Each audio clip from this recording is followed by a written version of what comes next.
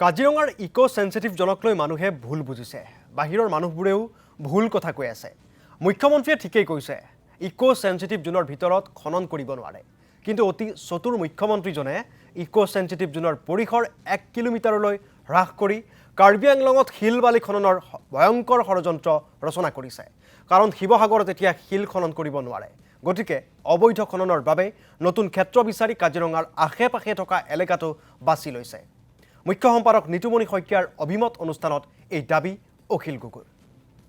কাজিৰঙাত শেহতীয়াকৈ এই ইকো সেন্সিটিভ জোনক লৈ যদি বিতৰ্ক হৈছে, বহুত মানুহে কৈছে যে আপুনি তাত অলপ মানে ঢিলা ভূমিকা এটা লৈছে।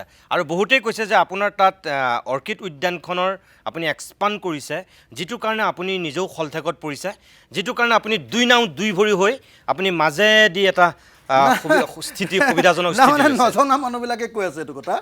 কথাটো হ'ল ইকো সেন্সিটিভ জোনত অকল 3টা বস্তু নিষিদ্ধ। আপুনি একদম চমুকে কওক। 3টা বস্তু নিষিদ্ধ। এটা হ'ল মাইনিং, তাৰমানে শিল খন্দা, কয়লা খন্দা, এইবিলাক নিষিদ্ধ।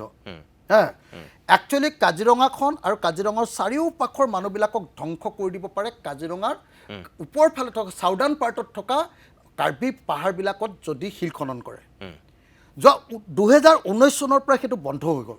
সেইকাৰণে নহ'লে কাজিৰঙাখনলৈ সেইবিলাক চব আহিয়ে গৈছিলে আৰু এই যেনেকুৱা এতিয়া প্ৰলয় আহিছিলে, সেই প্ৰলয়টো আহিছিলে আৰু বা 2019 চন মানত আমি দেখিছিলোঁ, 18 চন মানত সেইটো প্ৰলয় আহিছিলে। সেইটো বন্ধ হৈ গ'ল কাৰণ 19 চনৰ পৰা বন্ধ কৰি দিলে এটা সুপ্ৰিম কোৰ্টৰ ভাৰ্ডিক্টত। তো সেইকাৰণে মই স্পষ্টকৈ এটা কথা কওঁ, মানুহবিলাকে চবেই ভুল বুজিছে।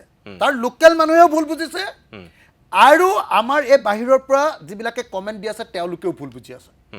তেওঁলোকে ইকো সেন্সিটিভ জোন মানে কি বেছিক শব্দটো বস্তুটো বুজি নোপোৱাৰ কাৰণে কৈছে। আচ্ছা, মুখ্যমন্ত্ৰীয়ে বাৰম্বাৰ কৈ আছে, আপোনালোকে চাব দেই হিমন্ত বিশ্বক কেনেকুৱা হিয়ান মানুহ চৈতান।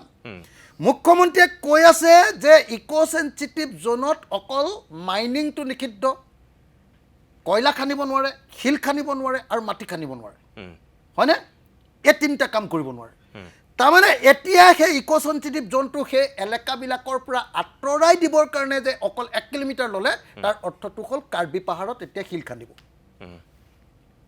কাৰ্বি পাহাৰত শিল খান্দিব কাৰণ এই যে এতিয়া যে এইফালে যে আমাৰ সেইবিলাক কমি গ'ল নে নাই, এতিয়া এইবিলাক হাল্লা কল তাততো আৰু শিল খান্দিব পটককৈ নোৱাৰিব এতিয়া। গতিকে এইটো ছাইডত মাথাটো মাৰিছে এতিয়া। ঠিক আছে। গতিকে এই মুহূৰ্তত মই এটা কথাই কওঁ, দুইটা পক্ষই এইটো কথা বুজি লোৱা দৰকাৰ। লোকেল আমাৰ কাজিৰঙাৰ মানুহবিলাকেও বুজি পোৱা নাই যে হিমন্ত বিশ্ব শৰ্মাই নিজৰ মানুহক ইয়াত শিলৰ মানে খনি দিবৰ কাৰণে, শিল হেৰি কৰিবৰ কাৰণে আৰু ডাঙৰ ডাঙৰ এনেকুৱা ধৰণৰ ধ্বংসাত্মক ইণ্ডাষ্ট্ৰী বনাব নোৱাৰে, সেইটোও বনাবলৈ দিবৰ কাৰণে 5 ষ্টাৰ হোটেল তাত খুলিব পাৰে সদায় ইকো সেন্সিটিভ জোনত, কোনো সেইটোক লৈ টেনশ্যন নাই। গতিকে এতিয়া হিমন্ত বিশ্ব শৰ্মাই আমাক একদম ধ্বংস কৰিবৰ কাৰণে এই কামটো কৰিব খুজিছে। গতিকে মই ভাবোঁ যে এটা কাম বন্ধ কৰি দিলে হৈ গ'ল যে কাৰ্বি পাহাৰত কোনো পধ্যে শিল কাটিব নোৱাৰিব।